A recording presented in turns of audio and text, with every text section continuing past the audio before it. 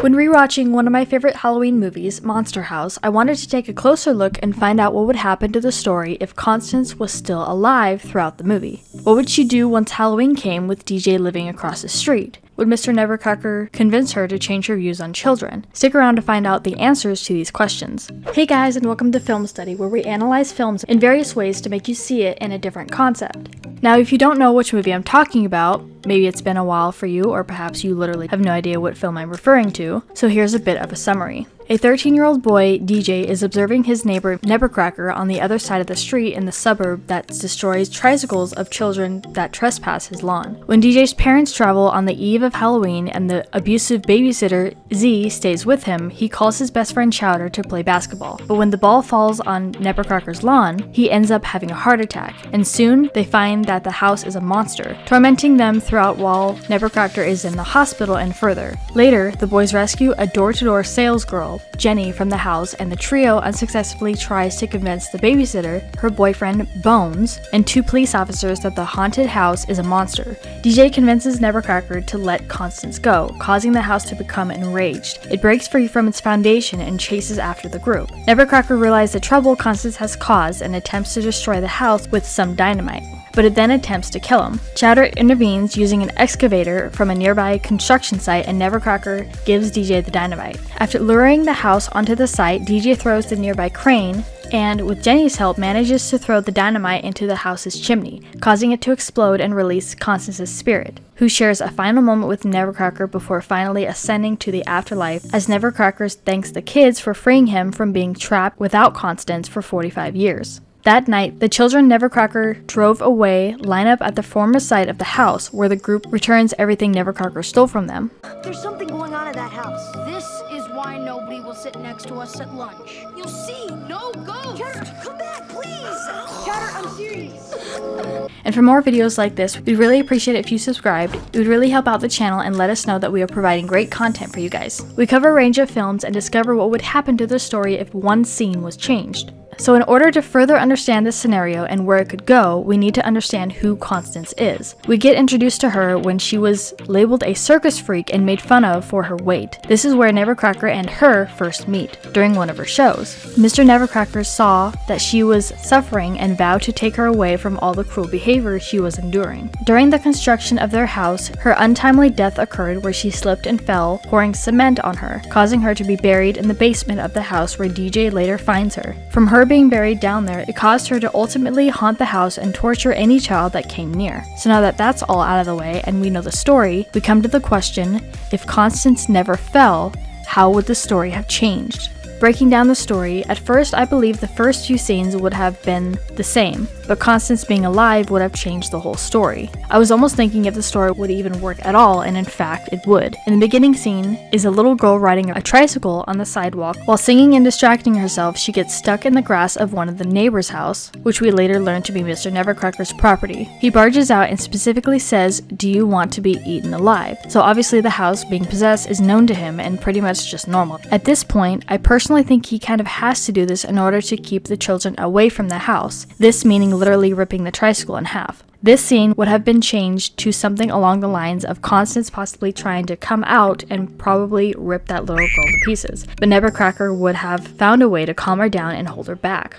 The parent strip would have been the same, as that wouldn't have changed anything, so the babysitter Elizabeth, or what she likes to go by Z, and her boyfriend Bones would still be in the plot. With Halloween coming up just the next day, children would be roaming around and Mr. Nevercracker would be constantly trying to keep her away from them. He's viewed as one of the worst neighbors for stepping foot on the property or almost even laying eyes on it pretty much. When DJ's friend Chowder lands his ball on his lawn, DJ goes to retrieve it almost without hesitation. This causes Mr. Nevercracker to come out and give stern words with him. This place is not a playground for children! Got it from now on! This is my house!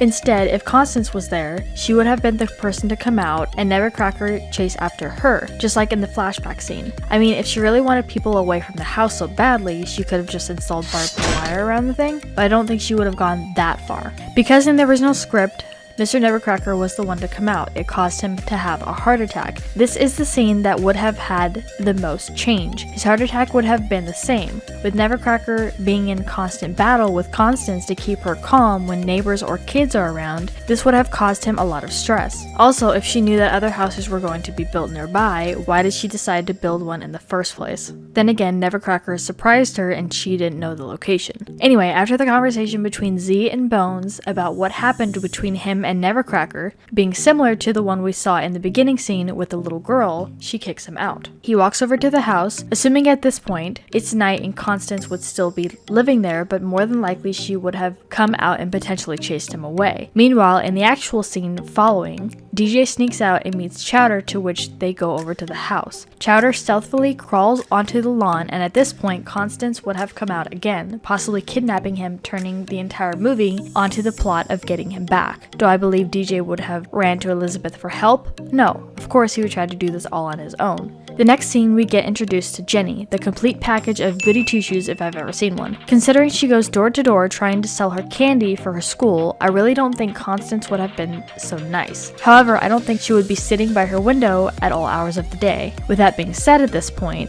she would have kidnapped her once she answered the door, pretending to be nice, then grabbing her and slamming the door while DJ and Chowder watch, not knowing what to do, thus coming to the climax of the film. Where is Mr. Nevercracker while this is happening? Later in the original plot, we learn that when he was younger, was a member of a demolition squad in the US Army. We see a hint of this when he comes back from the hospital in the ambulance. As he's walking to the house, he grabs a stick of dynamite that, for some reason, is just conveniently sitting at the edge of his lawn. This is what is used to destroy the house later. So, in theory, he wouldn't be at the house when some of these things are happening, assuming he would still be working. Later in the original plot, Jenny calls the police, but considering she would have been kidnapped by Constance and more than likely held in the basement, this scene wouldn't have played out. Also, I really don't think DJ or Chowder would have thought to do so either. So throughout the rest of the film, DJ and Chowder would have come up with a plan to get her out, similar to the one we see them play out. The scheme they came up with depicts the purpose of, quote, killing the house, stopping it from terrorizing anything else. This could be the same plan they use in order to get Jenny out of the house. Of course, they wouldn't encounter the same obstacles when following this plan, but it would play out something like this. DJ and Chowder sneak in the house, they eventually find the basement,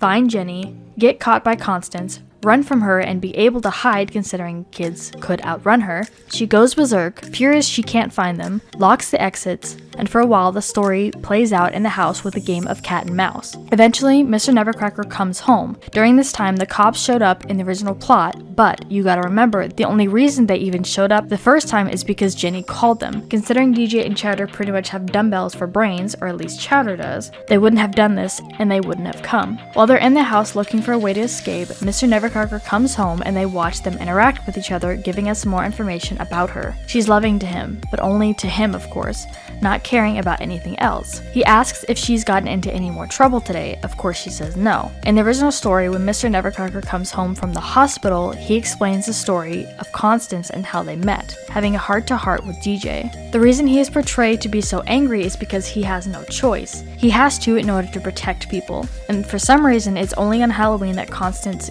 gets as angry as she does with the children. Deeming to protect Mr. Nevercracker, DJ tells him that he wouldn't be alone if he let her go. Assuming she would be alive at this point, if DJ would have gotten to say this, Constance obviously would have gone after him too. So, in the end, the kids end up escaping and her spirit is finally free. Does she ever change her view on children? And what does she do once Halloween comes around? Well, no. And during Halloween, she's a bit busy kidnapping them. As for what would happen with the rest of the characters, I personally think Skull and Bones were just filling characters, especially Bones just to add more backstory and history to the house and Mr. Nevercracker, so they didn't really contribute to the story a whole lot. Another possible scenario above all is that any given time she would have passed, not in the way we see it, but by obesity. Remember, when we see her, she is a very big lady, so developing underlying health conditions would contribute. So what do you guys think of this scenario? How do you think the story would have played out if Constance was still in it? And have you ever seen this movie? It's not really a very well-known film, but I do recommend it. Let me know your thoughts and theories in the comments down below.